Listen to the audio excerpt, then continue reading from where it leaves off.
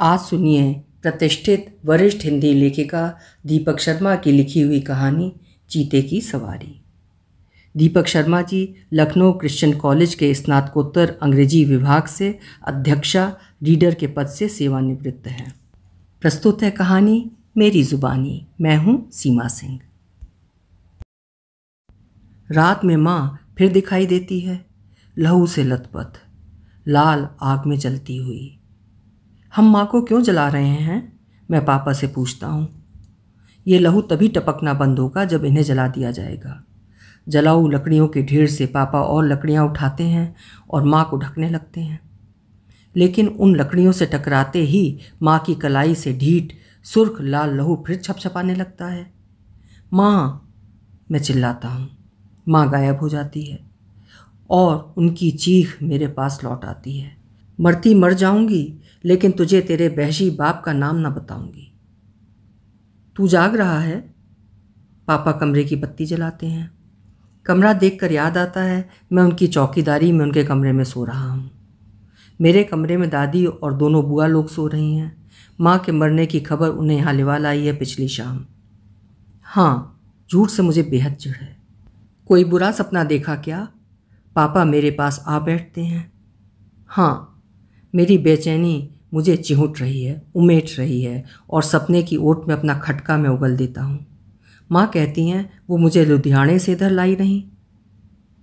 लुधियाना इधर से 500 किलोमीटर दूर है और धुंधले अनिश्चित रूप से माँ के बारे में मुझे यही मालूम रहा कि वो वहाँ के अस्पताल में काम करती थी और ताई को पहले वहीं मिली थी। उनके माता पिता पहले ही मर चुके थे और भाई बहनों में कोई सगा न था। इधर कस्बापुर अपनी एक ट्रेनिंग के सिलसिले में आई थी और फिर इसी अस्पताल में नौकरी पा गई थी। इसके परिसर में नर्सों के लिए बने क्वार्टरों में क्वार्टर नंबर 17 भी पा गई थी और यहीं बस गई थी, पापा के संग शादी रचाकर। धत! पापा मेरी पीठ घेर लेते हैं। तू यहीं पैदा हुआ था, सारी दुनिया जानती है। इसी अस्पताल में तेरे बर्थ सर्टिफिकेट पर इसी अस्पताल की मोहर लगी है।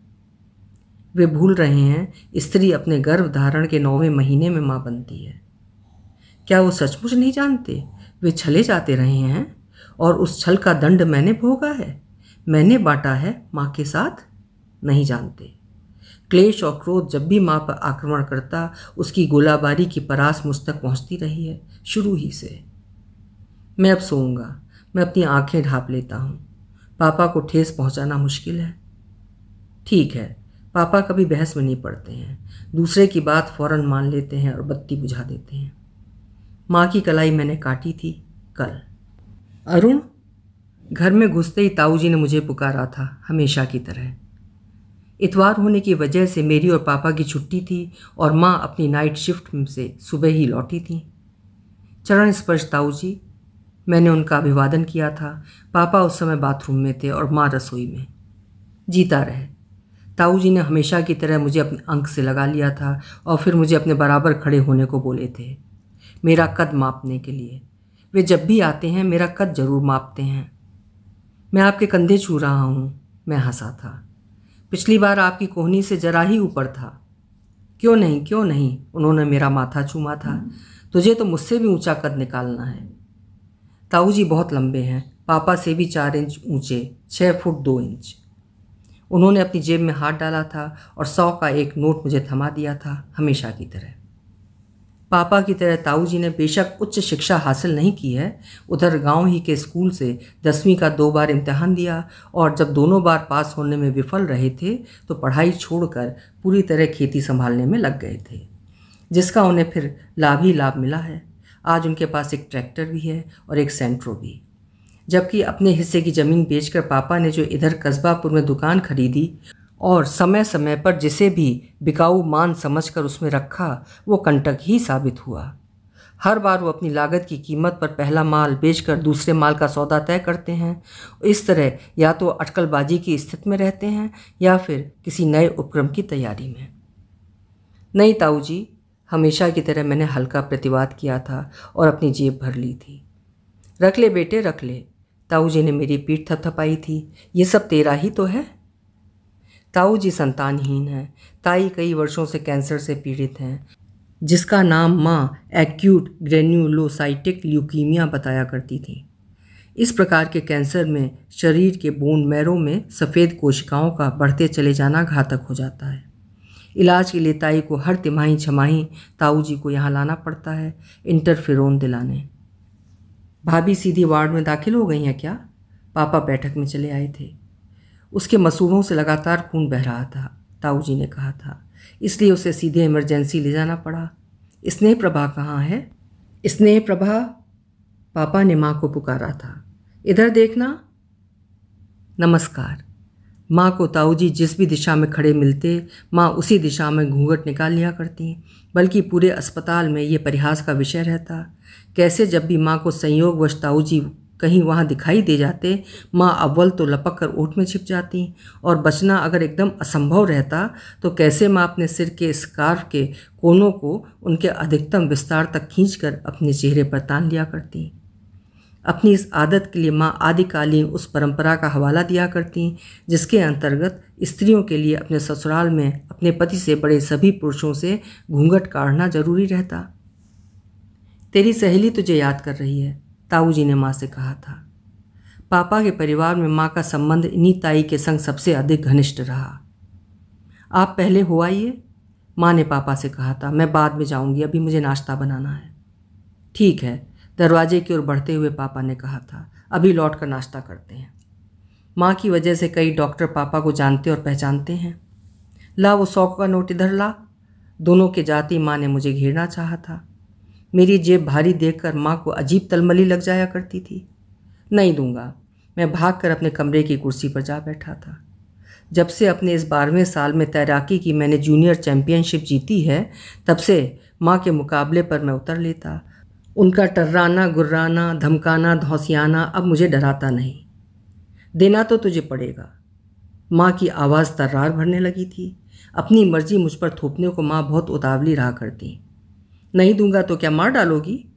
उस 100 रुपये से मुझे अपनी मनपसंद फिल्म देखनी थी, बालकनी में इंटरवल में एक हॉट डॉग खाना था, एक कोल्ड ड्रिंक पीनी थी। हाँ, मार डालूंगी। माँ ने ताऊ से गुमटी ली थी और मुझ पर झपटी थी।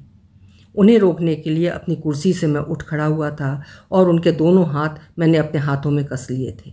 निसंदेह उस बल परीक्षा में मेरे हाथ ज़्यादा जोरदार साबित हो रहे थे। मेरे हाथ छोड़, माँ चीखी थी। नहीं छोड़ूंगा। क्या करोगी? बहशी बाप की बहशी औलाद, माँ मेरे मुंह पर थूकने लगी थी। छोड़ दो मुझे। बहशी बाप? मैं चौंका था। पापा तो स्नेही हैं, कोमल हैं, सज्जन हैं।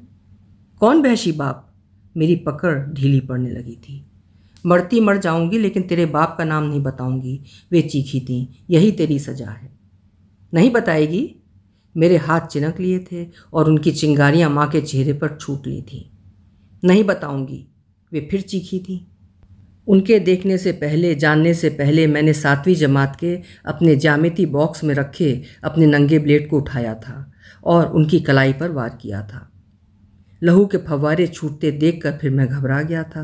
लपक कर मैंने इंटरकॉम से एम्बुलेंस मंगवाई थी। माँ को पानी पिलाने की कोशिश की थी लेकिन उन्होंने पानी नहीं स्वीकारा।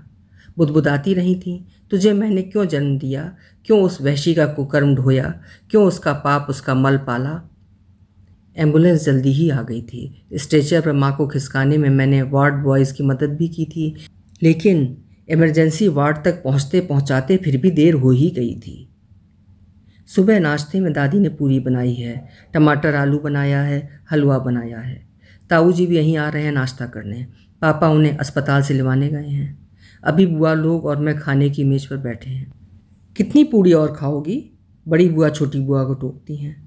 दोनों की आयु में ज़्यादा अंतर नहीं है। बड़ी बुआ 23 साल की हैं और उधर अपने गांव के स्कूल में पढ़ाती हैं। छोटी बुआ 20 की हैं और गांव के साथ लगे शहर में इतिहास से एमए कर रही हैं। दोनों का विवाह होना भी बाकी है। क्यों? छोटी कहती है। ये मेरी तीसरी पूरी ही तो है। तीसरी? बड़ी हंसती हैं। है तो ये तेरी 5वीं, लेकिन यहाँ गिन कौन रहा है? छोटी पहले झेपती है, फिर बहन की हंसी में शामिल हो जाती है। मैं उखड़ लिया हूँ। मुझे लगता है यदि मैंने पूरी का एक और कौर मुंह में रखा तो मुझे कैं हो जाएगी। मैं चुपचाप मेज़ से उठ खड़ा होता हूँ। बुआ लोग हंसी में मगन हैं और उनका ध्यान मेरी तरफ नहीं जाता। मैं बिना हाथ धोए क्वार्टर नंबर 17 से बाहर निकल आता हूँ। सामने वाले स्त्री रोग वार्ड में रोज की तरह खूब भीड़ है, कोलाहल है। मैं आगे बढ़ लेता हूँ कैंसर वार्ड की तरफ। मुझे ताई जी से मिलना है। ताई जी को ताऊ जी ने अलग कमरा दिला रखा है, कमरा नंबर 5। ताई वहाँ अकेली लेटी हैं। ताऊ जी कहाँ हैं?